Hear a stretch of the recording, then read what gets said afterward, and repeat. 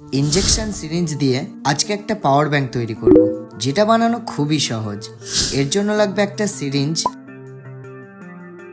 একটা 3.7 ভোল্টের ব্যাটারি আর একটা পাওয়ার ব্যাংক মডিউল। প্রথমে ব্যাটারির পজিটিভ তারটাকে মডিউলের প্লাসে এবং ব্যাটারির নেগেটিভ তারটাকে মডিউলের মাইনাসে কানেক্ট করে দিচ্ছি, ঠিক এইভাবে।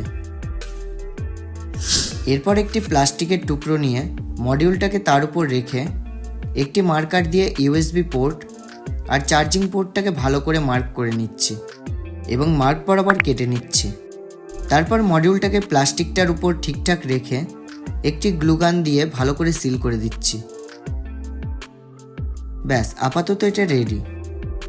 সবশেষে এটাকে সিরিঞ্জের মধ্যে ঢুকিয়ে দুপাশে একটু গ্লু দিয়ে ভালো করে সেট করে দিলেই ব্যাস, আমাদের পাওয়ার ব্যাংকটা এখন সম্পূর্ণ রেডি। এখন এটাকে টেস্ট করব। আর এটা তো সত্যিই কাজ করছে। তো জিনিসটা তোমাদের ভালো লাগলে ভিডিওতে একটি লাইক করে চ্যানেলটাকে সাবস্ক্রাইব করে দিও।